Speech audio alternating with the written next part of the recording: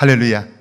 이번 한 주간에도 하나님의 은혜가 여러분과 여러분의 가정에 넘치기를 축원합니다.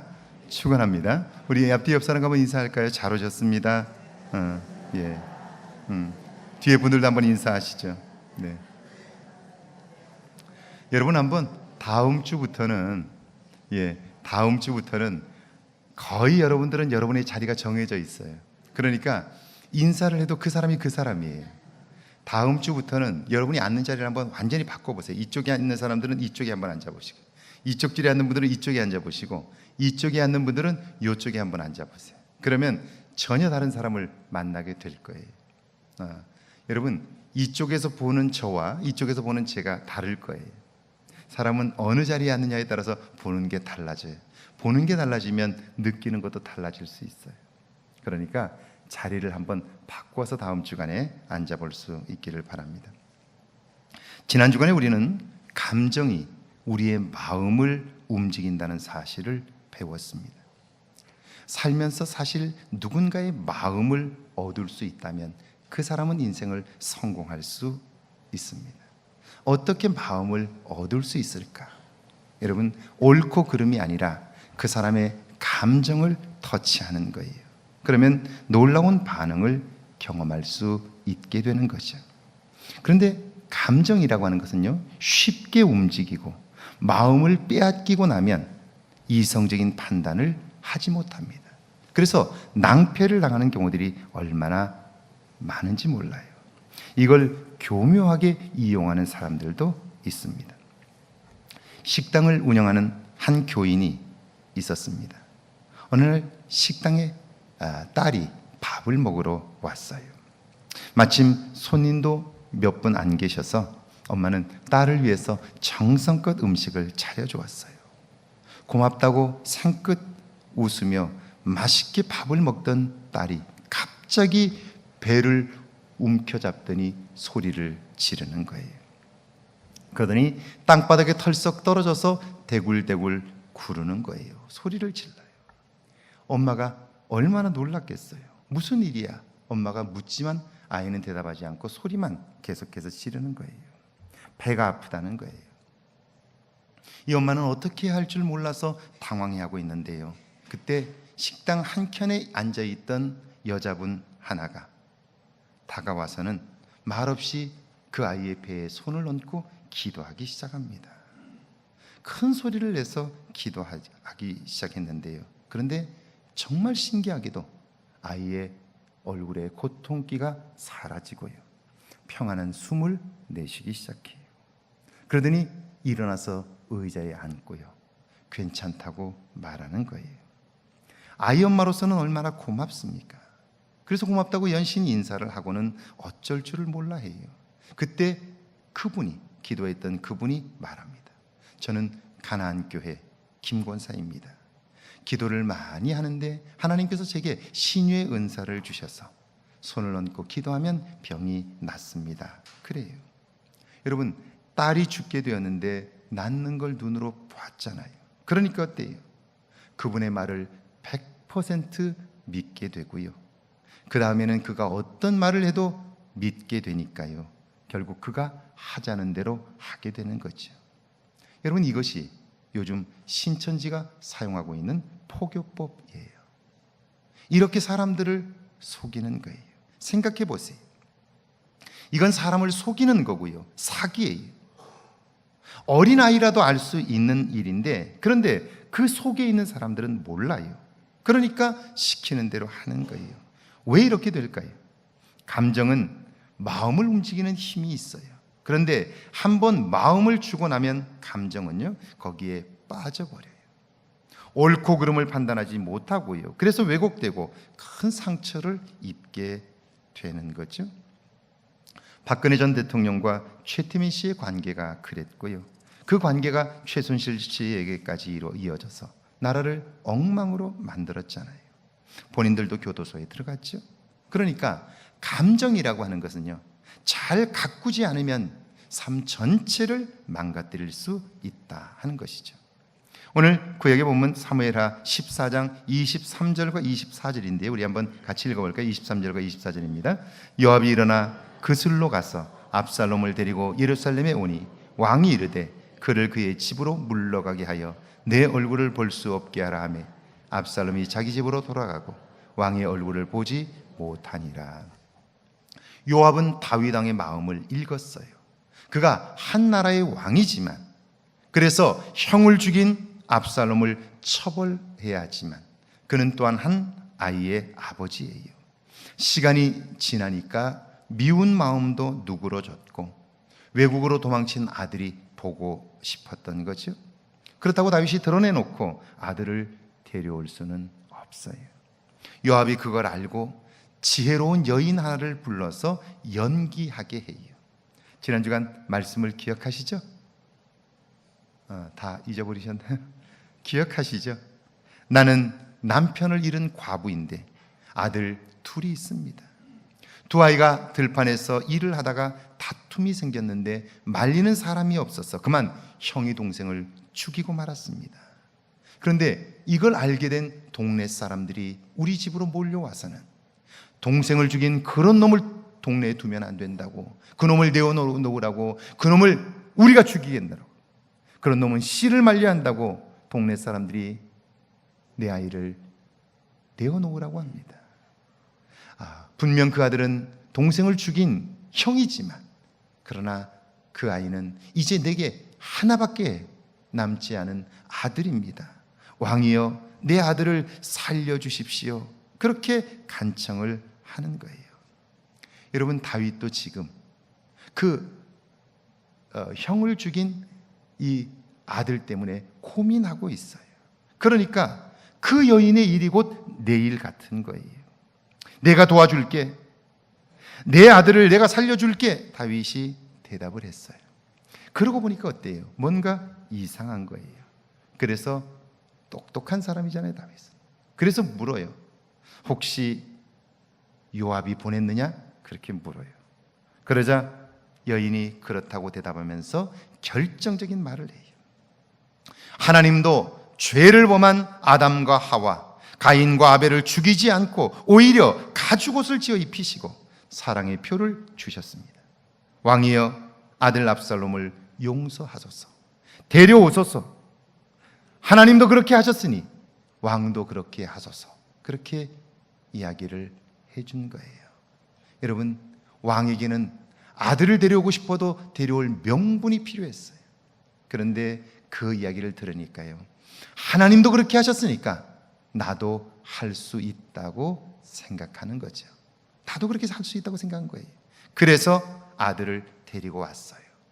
다윗으로서는 힘든 자신의 마음을 알아주고 문제를 해결해 준 요압이 얼마나 고마웠겠어요. 그렇다면 여러분, 다윗을 감동시킨 요압, 그의 마음은 순수했을까요? 다윗이 고통스러워하는 걸 보면서 함께 마음 아파하고 자기도 견딜 수가 없어서 그런 일을 생각해 냈을까요? 그렇지는 않은 것 같아요. 이제 요압의 도움으로 압살롬은 예루살렘으로 왔어요. 그런데 아버지가 그를 불러주질 않아요. 만나주질 않아요. 예루살렘에 데리고 왔을 때도 24절에 보면 이제 그를 집으로 데려다 놓고 더 이상 나를 볼 생각하지 말라고 그래요. 그러니까 압살롬으로서는 늘 불안한 거예요. 걱정스러운 거지요. 그래서 요압에게 사람을 보냈어요. 아버지를 뵐 수 있도록 다리를 좀 놓아달라는 거예요. 그런데 어떻습니까? 29절을 한번 읽어볼까요? 29절 시작. 압살롬이 요압을 왕께 보내려 하여 압살롬이 요압에게 사람을 보내 부르되 그에게 오지 아니하고 또다시 그에게 보내되 오지 아니하는지라. 압살롬이 요압을 만나고 싶어서 사람을 보냈지만 그는요 번번이 거절을 해요. 아예 압살롬을 만나려고 하질 않아요. 여러분, 왜 요압은 압살롬을 만나려고 하지 않는 걸까요? 이후에 그의 행적을 봐도 그런데요, 그가 압살롬을 다윗과 화해시킨 것은 분명한 의도가 있어요. 그게 뭘까요? 여기 25절과 26절을 함께 읽습니다. 25절과 26절이죠. 시작. 온 이스라엘 가운데에서 압살롬같이 아름다움으로 크게 칭찬받는 자가 없었으니 그는 발바닥부터 정수리까지 흠이 없음이라. 그의 머리털이 무거움으로 연말마다 깎았으며 그의 머리털을 깎을 때에 그것을 달아본즉 그의 머리털이 왕의 저울로 200세겔이었더라. 압살롬은 외모가 뛰어났어요. 외모만이 아니고요, 결단력이 있고 판단이 빨라요. 추진력이 있고요, 무엇보다도 사람들의 마음을 잘 움직여요. 그러니까 감성적인 사람인 거죠. 요압은 압살롬이 다윗 이후에 이스라엘의 왕이 될 거라고 생각했어요. 그래서 다윗도 그를 아낀다고 판단했는데 아닌 거예요. 다윗이 그를 부르지 않잖아요. 그러니까 더 이상 압살롬과의 관계를 유지할 이유가 없었던 거죠. 그가 왕이 되면 나도 한 자리를 할 수 있겠다고 생각했는데, 그래서 그렇게 되면 미리미리 내가 그와 좋은 관계를 유지해야 되겠다고 생각했는데 아닌 거예요. 그게 아니니까 관계를 멀리 하게 된 거죠. 우리의 감정은요, 쉽게 이용당할 수 있어요. 내가 내 감정에 속을 수도 있고요, 남이 내 감정을 이용할 수도 있는 거예요. 지난주 금요일이죠. 9일 청와대는 차관급 인사 5명의 명단을 발표했습니다. 그 중에 노태강 전 문화체육관광부 체육국장을 문체부 제2차관에 임명을 했습니다. 여러분도 들어서 아는 이야기입니다만, 그는 박근혜 전 대통령에 의해서 나쁜 사람이라고 지목된 그런 사람입니다. 내용은 이렇습니다. 2013년 4월 경북 상주에서 전국 승마대회가 열렸습니다. 이 대회에서 최순실 씨의 딸 정유라가 준우승에 그치자 최순실 씨는 승마협회에 문제가 많다는 이야기를 대통령에게 전합니다. 그래서 청와대는요, 승마협회에 문제점을 조사해 보고하라고 문체부에 지시를 합니다. 청와대의 의도는요, 잘한 정유라를 우승시키지 않았다는 거예요.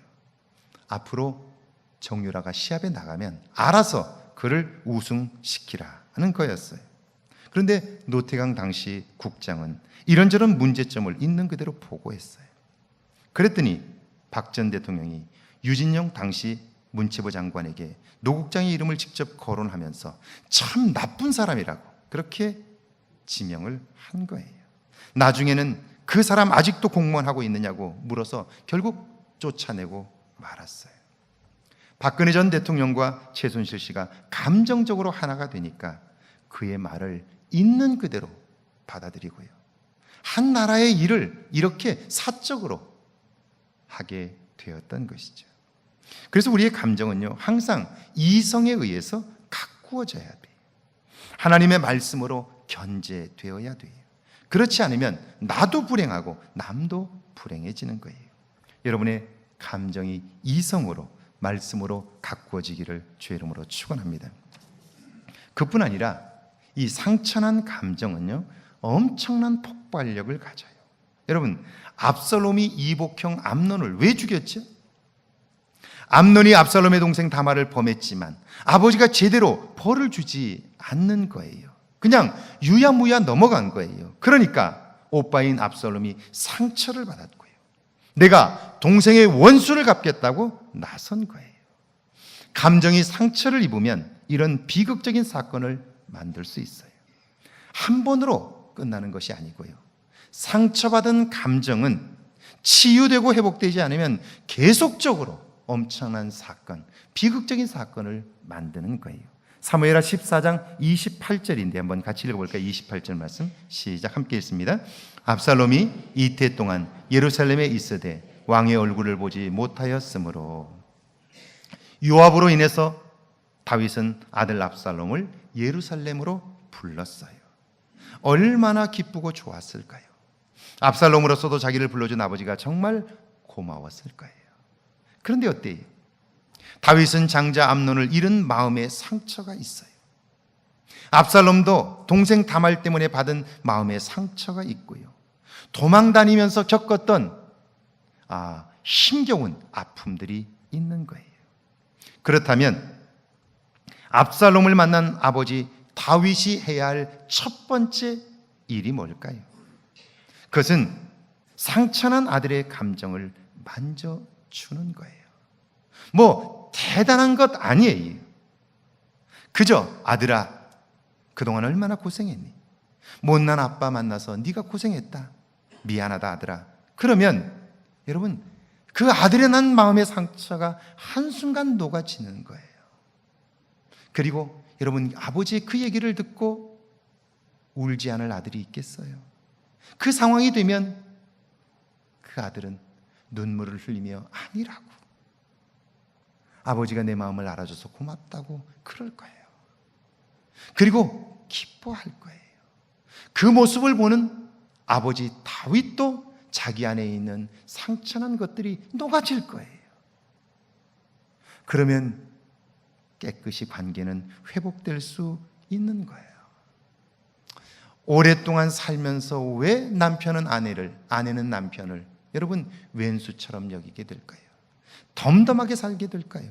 그것은 우리 안에 상처난 마음들이 있는데 그걸 하나도 해결하지 않고 시간을 보내기 때문에 그런 거예요. 그러니까 시간이 지날수록 그 감정이 점점 쌓이게 되고요, 덤덤하게 살아가는 거예요. 서로를 봐도 아무런 감동이 없는 거예요.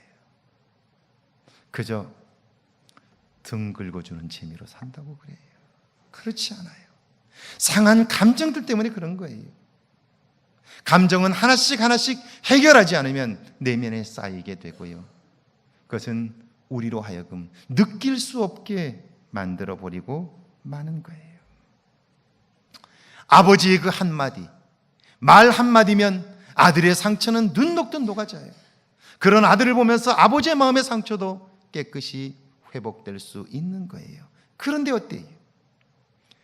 아버지 다윗은 아들을 예루살렘에 데려오고 나서는요, 쳐다보지도 않아요.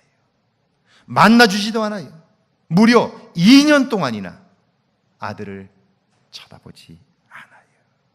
여러분, 압살롬으로서는 상처난 감정에 더 큰 상처를 입게 되는 거죠. 그러니까 어때요? 이를 갈아요. 그리고 아버지를 상대로 쿠데타를 계획하고요, 결국 그 아버지를 몰아내잖아요.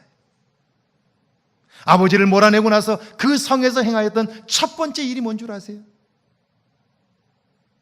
아버지의 후궁을 범하는 거예요. 이건 아버지에 대한 분노가 없이는 불가능한 거예요. 압살롬의 마음에 얼마나 아버지에 대한 분노가 있는가를 보여주는 사건이에요. 상처난 감정을 회복하지 않으면 이런 비극적인 일들이 벌어지는 거예요. 여러분, 자녀 교육에 있어서도 자녀들의 감정을 만져주면요, 놀라운 일들이 벌어져요. 경북 안동에서 병원을 운영하는 박경철이라는 분이 계세요. 이분은 의사이지만 수많은 투자 관련 책들을 썼고요, 요즘은 인생과 삶에 관한 책들을 내고 있어요. 아마 우리나라에서 요즘 가장 강연을 많이 하는 분 중에 한 분일 거예요. 저도 이분의 글을 자주 읽고 있는데 정말 탁월해요. 이런 실력이 어디에서 왔을까 저도 늘 궁금했는데, 이분은 어려서부터 엄청난 양의 책을 읽었어요. 중고등학교 때 이미 공부가 끝나고 나면 저녁 10시까지 형들이 야간 자율학습이 끝나는 10시까지 도서관에 앉아서 책을 읽는 거예요. 책을 읽다가 밥 먹는 것도 잊어버리고요, 수없이 밥을 굶고 책을 읽었는데요, 저도 지금 읽어도 철학 관련 책들은 어렵다고 느끼는데 그는 이미 고등학교 시절에 니체를 비롯해서 철학 관련 책들을 다 섭렵을 했어요. 그러니까 그가 책에 빠져 살았기 때문에 그는 고등학교에 들어가면서 나는 국문학과나 영문학과를 갈 거야, 이렇게 이미 결심을 했어요. 그런데요, 고등학교 1학년 때 아버지하고 딱 5분을 대화하고 나서 그는 자신의 진로를 의대로 바꿨어요.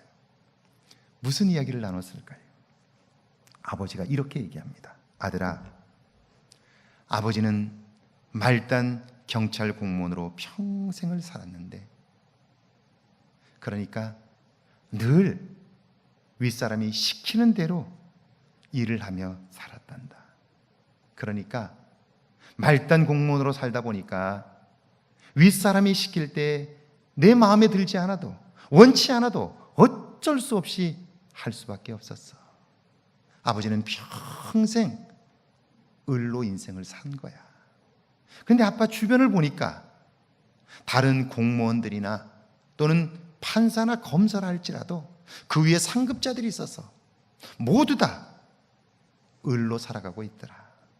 세상 거의 모든 직업이 다 을로 살고 있어. 사업하는 사람은 좀 나은가 해서 만나보니까 사업하는 사람도 원청이 있어가지고 그 사람들이 갑질을 하니까 을로 기죽고 살 수밖에 없더라. 그러면서 이렇게 말해요. 내가 평생을 을로 살면서 내 아들은 좀 갑으로 한번 살아봤으면 좋겠다 하는 생각이 들었는데 주변을 가만히 보니까 갑으로 사는 직업이 딱 하나 있더라. 그게 의사 선생님이더라. 의사 선생님은 환자들을 보고 싶으면 보고 안 보고 싶으면 안 보고, 누가 위에서 지시하는 사람도 없고 명령하는 사람도 없어. 그러면서 아빠는 평생 을로 살았지만 너는 갑으로 살면 좋겠다 라고 이야기를 하는데 눈물이 주르륵 흐르는 거예요. 여러분, 아버지의 진심이 느껴지는 거죠? 박정철 씨가 이렇게 얘기를 해요. 아버지의 그 이야기를 듣고 나서, 자기는 문과로 가려고 했는데 아버지의 그 이야기를 듣고 나서 아빠 나는 문과로 갈 거예요. 그러면 아빠 마음이 너무 아플 것 같았다는 거예요. 평생 을로 산 아빠가 한 이야기를 아니라고 말하면 아빠 마음에 상처를 줄 것 같아서 도저히 아니라고 말하지 못하고 네라고 대답을 했고 결국 자기는 의사가 되었다는 이야기예요. 여러분, 무엇이 마음을 움직였을까요? 너 의대 가야 돼? 공부도 잘하잖아. 딴소리 하지 마. 딴 생각하지 마. 그렇게 했더라면 이 아들은 아마 반발했을 거예요. 그런데 아버지의 진실한 이야기가 그 아들의 마음을 움직인 것이죠. 오늘 신약 성경을 한번 볼까요? 사도행전 15장 36절인데 한번 같이 읽습니다. 36절입니다. 함께 읽습니다. 며칠 후에 바울이 바나바더러 말하되 우리가 주의 말씀을 전한 각 성으로 다시 가서 형제들이 어떠한가 방문하자 하고, 1차 전도 여행을 마친 사도 바울은요 바나바에게 2차 전도 여행을 떠나자고 제안을 해요. 세워진 교회들을 돌보고 전도하기 위함이지요. 바나바는 기쁘게 찬성했어요. 그런데 문제가 생겼어요. 37절에서 39절입니다. 한번 같이 읽어볼까요? 시작. 바나바는 마가라는 요한도 데리고 가고자 하나 바울은 밤빌리아에서 자기들을 떠나 함께 일하러 가지 아니한 자를 데리고 가는 것이 옳지 않다 하여 서로 심히 다투어 피차 갈라서니 바나바는 마가를 데리고 배 타고 구브로로 가고, 1차 전도여행 도중에 일행 중 한 사람인 요한이 이유 없이 예루살렘으로 돌아가 버렸어요. 그러니까 바울 입장에서 보면 그는 사명감도 부족하고 책임감도 약해요. 그 사람의 몫을 누군가 해야 하니까 굉장히 어려움도 겪었겠죠. 그래서 그를 데리고 갈 수 없다고 그러죠. 그러자 바나바는요 실수는 실수고 한 번 더 기회를 주자는 거예요. 그러니까 다툼이 생겼고요. 특별히 이 요한은 바나바의 조카예요. 그러니까 자꾸 데려가자고 이야기를 하니까 아마 바울이 그랬겠죠. 네가 하나님의 사람이라고 하면서 하나님의 일을 생각지 않고 내 형제라고 피부치라고 네 사람만 챙기느냐고 그랬겠죠. 그리고 여기 성경에 보니까 심히 다투었다가 그렇게 돼 있어요. 결국 갈라서고 말았어요. 여러분, 무엇이 문제입니까? 전도 여행을 다녀온 이후에 그런 문제가 있었으면 상처난 마음을 회복해야죠. 하나님이 쓰실 수 있도록 가꾸어 놓았어야 돼요. 요한을 불러서 왜 그랬느냐고 물어보고요. 너 때문에 내 마음에 상처를 입었다고 그 상황을 이야기하고요. 그리고 바나바와 함께 그렇게 해서 내가 얼마나 힘들었는 줄 아느냐고 함께 상처난 마음들을 만졌어야 돼요. 그래야 다음 단계 하나님의 일을 할 수 있을 텐데요. 그들은 그냥 그 마음을 묻어둔 거예요. 시간이 지나면 사라지겠지, 괜찮아지겠지 그랬던 거예요. 그런데 아니에요. 일이 불거지자 그 상처난 마음이 다시 솟구치게 되었고요. 심히 다투고 갈라지게 된 거예요. 예수님께서도 그래서 우리의 마음을 밭에 비유하셨어요. 길가밭, 돌밭, 가시떨기밭, 이것들은 모두 다 가꾸어지지 않았어요. 그래서 굳어버렸고요, 씨를 심어도 열매를 맺을 수 없습니다. 그런데 옥토는 어때요? 갈아엎어져서 흙이 부드러워요. 거름을 주어 비옥해요. 그러니까 무엇을 심든지 100배, 60배, 30배의 결실을 거두는 거예요. 사랑하는 여러분, 감정은 잘 가꿔야 됩니다. 이기적이고 자기중심적이 될 수 있고요, 쉽게 변질될 수 있기 때문입니다. 상처나기 쉽고요, 엄청난 폭발력을 가지고 있기 때문입니다. 그래서 여러분, 말씀과 기도로 가꾸고 하나님의 은혜로 우리의 감정은 늘 가꾸어져야 돼요. 그러면요, 옥토와 같은 우리의 감정은, 그 마음은 우리의 삶을 늘 하나님을 느끼게 하고요, 그래서 사는 것이 행복하다고 느끼게 되는 거예요. 지난 한 주간 제가 설교를 준비하면서 이렇게 마음껏 공부할 수 있는 기회를 준 여러분들이 정말 고맙다 하는 생각을 했어요. 보고 싶은 책들을 마음껏 보고 언제든지 기도하고 싶을 때 기도할 수 있게 해주는 교회가 정말 고맙다 하는 생각을 하면서요, 이 세상에 나보다 더 큰 복을 받은 사람이 있을까 하는 생각을 하게 되었어요. 여러분에게도 이런 은혜가 임하기를 주의 이름으로 축원합니다.